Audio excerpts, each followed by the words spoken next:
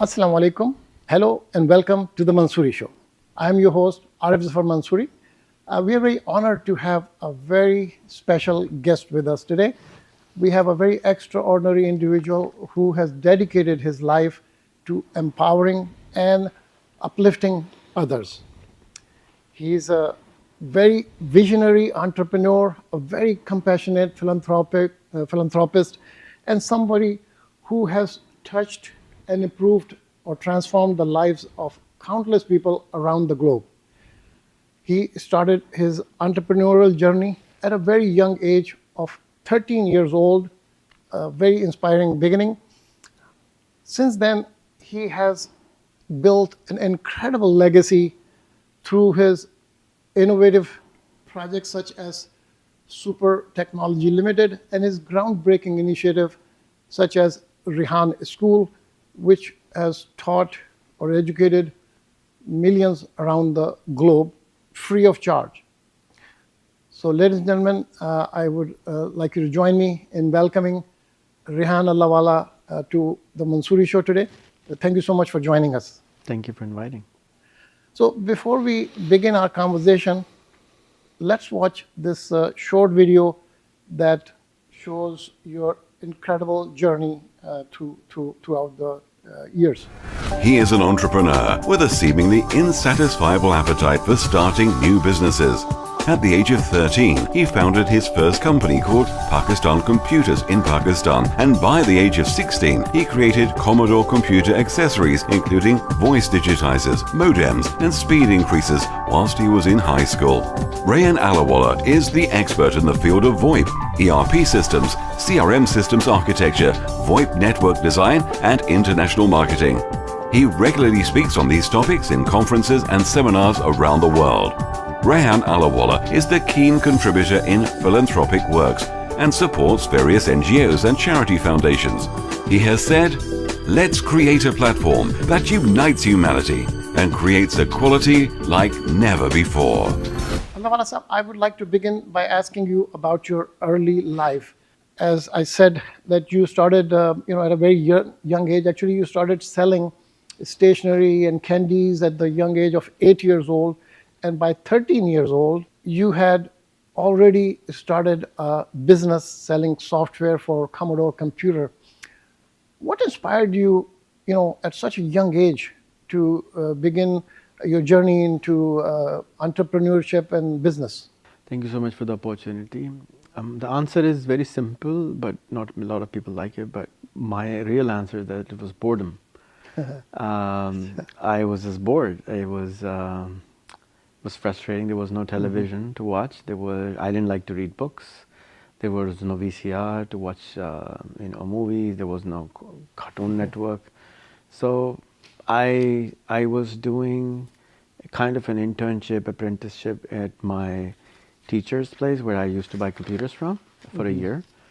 And then I started, exchanging games, and I started selling games to my classmates in school. And then I decided to put an ad one day in the newspaper and say, "Hey, you can come and buy them from me." So that's how it started. So your journey has spanned decades of hard work and dedication. Who were some of your, people that you were influenced by, or who you were mentored by in your personal and professional life? I think my father has pushed me a lot to, like the selling candy part was his thing, that here's some candies, sell them. He never gave us pocket money. I mean, he bought whatever we needed. But, as children, we wanted to buy our Coca-Cola and stuff at the school. So I wanted to raise some money.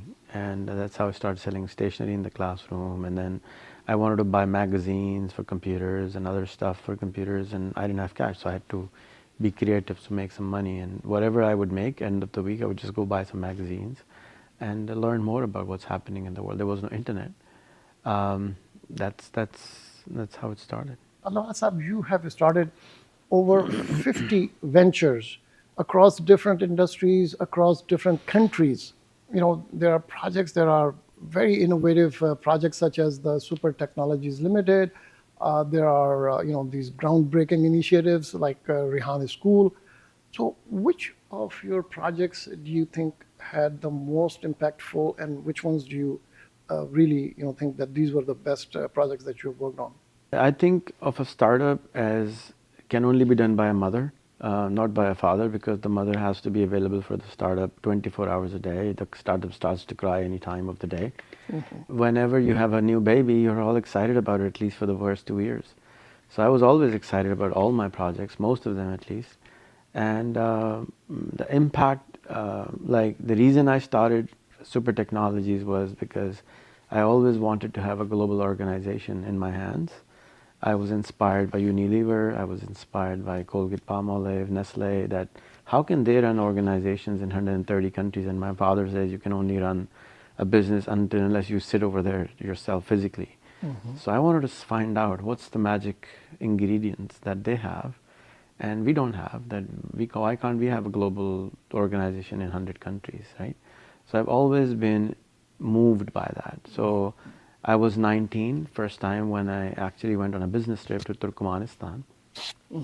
I went on before that business trip when I was 12 with my father to Dubai. And in Turkmenistan I went with Benazir Bhutto and on a delegation, and we were selling UPSs at that time. You were 19 at that. I was 19 at that time. Then I went to Russia when I was 20, again with Benazir Bhutto, and that last moment she cancelled. So I ended up staying 2 months in Turkmenistan trying to open business there. Then I ended up in Russia, Moscow for 2 months trying to open a business there. I always wanted to do everywhere. I didn't care where I was. No, not local. I've never wanted to be local ever. I believe that we are on spaceship Earth. So, and as a spaceship Earth, there are all different compartments, and we drew the lines. I didn't succeed, of course, in these countries a lot, but I did whatever I could. I stayed. I learned the language. I enjoyed. I was working 20 hours a day in the apartment I was staying in. I didn't know Russian when I went first time. You're a technocrat. You started with the technology, and you had a computer at the age of 13 when the computers cost so much that you could, buy a house or buy a computer. My brother often taunts me that, if you bought a plot, if my father bought you a plot with the same amount of money which you bought the computer, that plot would have been 4 crore by now. So he keeps saying that, why did you buy a computer? So your inspiration for technology, you have always been fascinated by, IT, the information technology, and now artificial intelligence is something that you're very excited about. Tell me a little bit about your opinion about artificial intelligence. It's the greatest gift humanity could have. It's the most powerful thing humanity has ever invented. So it's like having a genie in your pocket. We thought Google was amazing. We thought WhatsApp was amazing. We thought phone was amazing. You can just call anyone, anywhere on the planet for free. But now you can ask anything. You have a gazillion PhDs in your pocket. You can do anything with them. You can ask anything with them. The unsolved mysteries in your mind, all the curiosity which we grew up with. Oh, I wonder how this is done. And it's done. Right. Instantaneously, we can understand the depth of anything we want. And that allows us to go on a different level of humanity all of a sudden. I mean, education is no longer the way it used to be. Education was memorization. It's no longer about memorization. It's about understanding what you're curious about. You can really feed your hunger of curiosity, which every child is born with. How does this happen? Why does this happen? Why? And we're like, no, shut up. We don't know. Quiet. And now, you just open ChatGPT in any language and you can talk and have a conversation with her for hours trying to understand the depth of quantum physics or the space or molecular physics or molecular biology or microbiome, anything you can think of. You are a believer that anybody in present day and age using artificial intelligence and other technologies available can make very substantial amount of money, and especially you have started a school, which is a very, very innovative, groundbreaking initiative, Rehan School, where you're actually, practicing what you preach. So I've been preaching for 14 years, directly to schools, And before that, about IT, because all my life has been with technology. Right. I'm not scared of technology as much as most people are. I've been constantly re-educating people with whatever technology comes in, but I was working with adults. And the return on the investment of my time was very low. So I would say meet 100 people. Everybody, oh wow, this is amazing, so good, you're so amazing. And then they go off to doing their thing. Nobody joins the journey. So maybe I made a dent of 0.01% on their life, but nothing really impactful happens till you actually do something. Right. Action is required for anything to happen. You can't just talk, and you have to walk the talk. What is your curriculum at the Rehan School? I understand you don't teach them the regular physics, chemistry, and history. I have some books. I can show them to you. Yeah, I of brought course. them with me. We are in the first year and second year of our schooling, right? So everybody join us at level 1. What's level 1? In level 1, I was explaining you have to learn to meditate, yoga, prayers, habits, computing, AI, documentary making, communication training, and interviewing. Once you learn this, the next year, 6th grade, your goal is to now start earning $100 a month. You have to focus on one problem. So we have 120 problems which you can pick, and we will become, for example, Arif Mansuri Paniwala. And then every single day, you will watch one TED talk related to water. Okay. And then you will make a TED talk, understanding, just like you take notes and you write notes and you give to the teacher in the past, we say, after watching this 18 minutes of TED talk, make it 18 minutes of video yourself, understand, explaining what you understood. Okay. And then you tag the person who's the original speaker of the TED talk, and then ask them for a podcast. So now in 6th grade, you're connecting to the top minds of the planet in water. That is incredible that the students in Pakistan at a very young age are interacting with the people from all over the world, yeah. and these are experts in their respective fields. So let me ask, what is the enrollment or total enrollment in your physical schools? I understand the online school, 235. 235. So this is all the schools, all the 5 All the schools branches together, right now. yeah. And what about the online school? 98. 98 schools. Now, that's very incredible. What are the opportunities for overseas Pakistanis that you see? Just by speaking Urdu and just by having 100 cousins back home helps you have some grounding in your country, right? Right. And then when you're here, what I see in most Pakistanis is they come here, but they don't make American friends. Don't assimilate. They don't assimilate, which is kind of sad. I was once in Birmingham, which is the second largest city in UK. I met the mayor of Birmingham, and she was like, more Pakistanis go to Pakistan than come to the central Birmingham. She was complaining that they don't assimilate. So we think that it's kind of sad to do that. If you start sharing gifts, things start to happen. So for Pakistanis, they need to remember that Pakistan produces 22,000 children a day, which is 7 million new human beings every year, which is half the population which lives outside Pakistan of Pakistanis every year. Right. So in 2 years, you will have more Pakistanis in Pakistan than ever left the country. All the overseas Pakistanis. Right? That's the numbers. Right. So the best thing is to either start a business of providing education in the United States, for them to start it as a hobby or as a business, or their wives can start teaching them how do you come to the US, how do you come to UK, how do you come to other countries, number one. And then you charge for that. Put a number on it every time. You can do it 10 times for free, but 11th time, don't give it for free. Because in free, they don't ask you anything, they're shy, and you don't give them as much service. But if you charge $1,000 per student, they're already paying a lot of money to consultants. Right. You might as well charge them. Give that money to some charity you want, if you don't want to use it, but don't give it for free.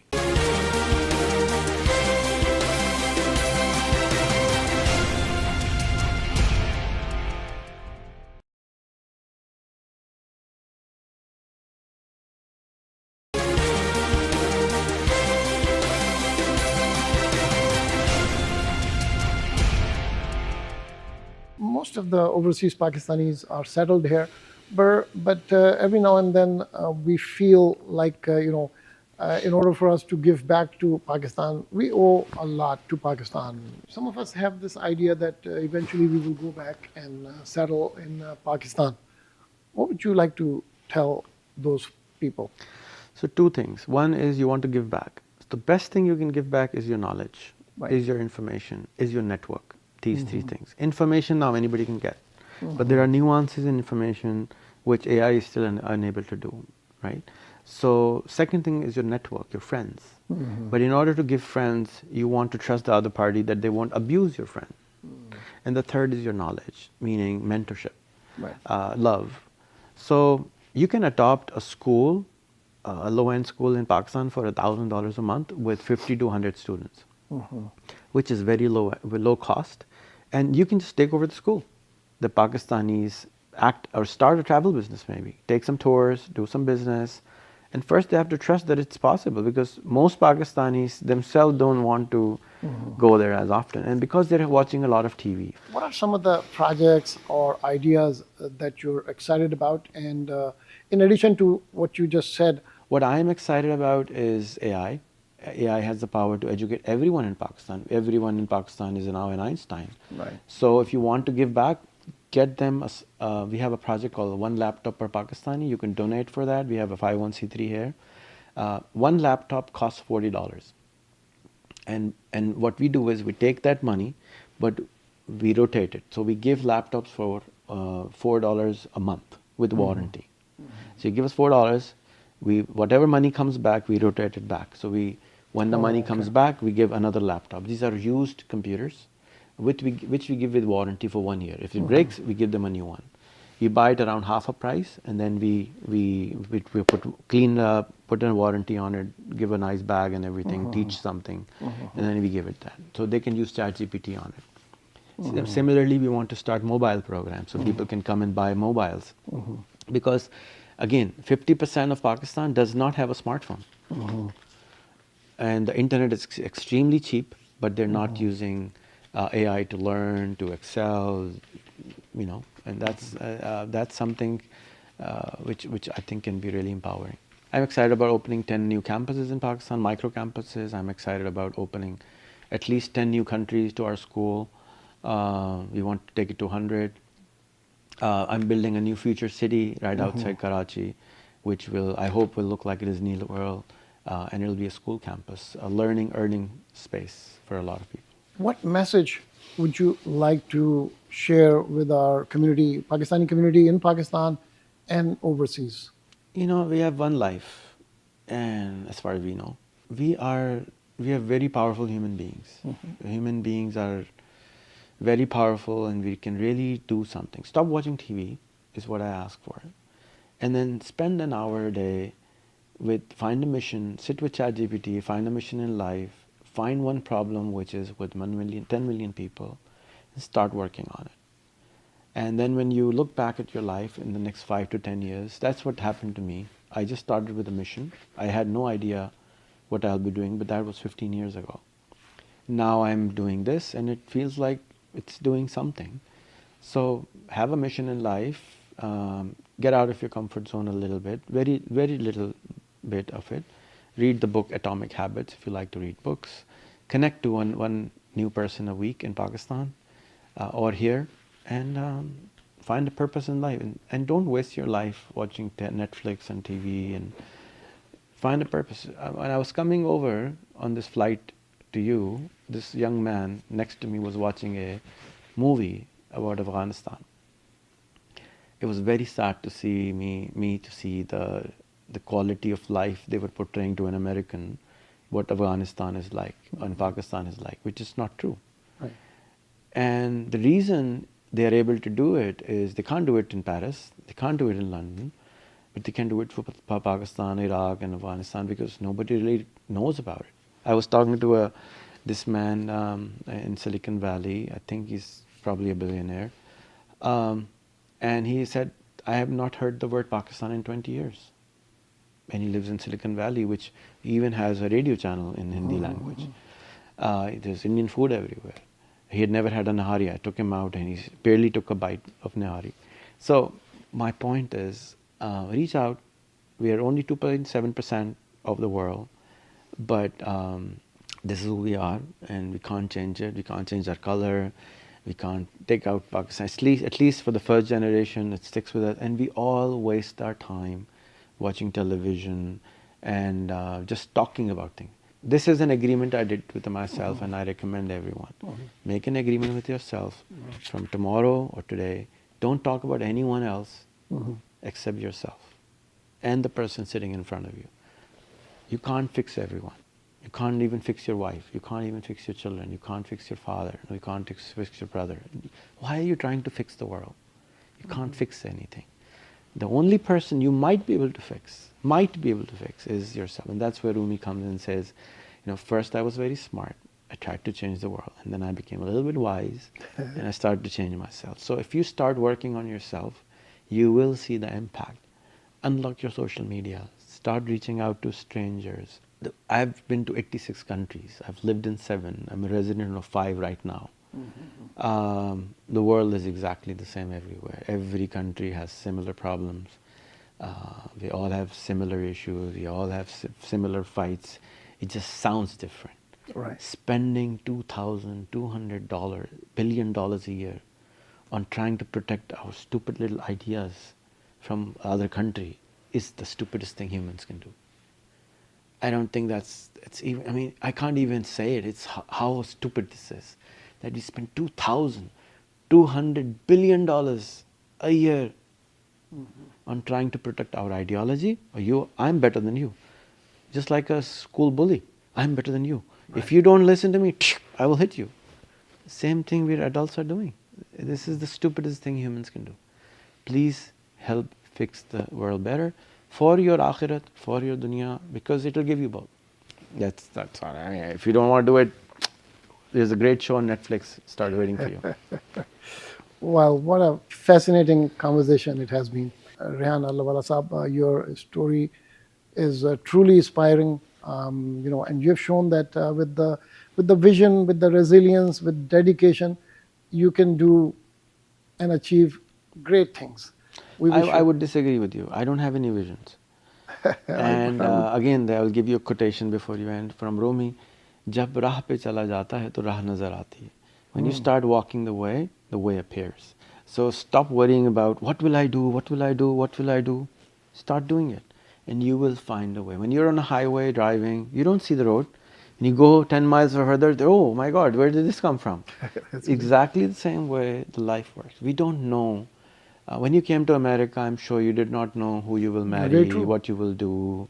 You had no clue. We don't know anything. But when you're on the road, when you start doing things just happen, and all you do is just keep doing it. And if you're just running one shop and you're working 18 hours a day, that's a good thing. But the problem which is there is that is where the vision comes in. That's where you say, I don't want one shop. I would like to have 10 shops. How would you make 10 shops? You go out and hang out with people who have 10 shops. And they will tell you how to make 10 shops. Nobody will come to you and tell you how do you make 10 shops. Look at 7-Eleven, 1,600 shops just in Thailand. Forget about other countries. So why can't you be the next 7-Eleven? Why can't you be the next Google? Why can't you be the next whoever? Just try. What's the harm? Maximum, it won't happen. It's not happening even now. So sorry to interrupt not your at all, ending. actually. Thank you so much for your insights and for sharing your journey with us. And to our viewers, hopefully I learned a lot from this conversation. Hope this was also very informative for you. This is all the time we have. Thank you for watching the Mansuri Show. Keep sending us your feedback, your comments at the address on your screen. Please take care of yourself. Khuda Hafiz.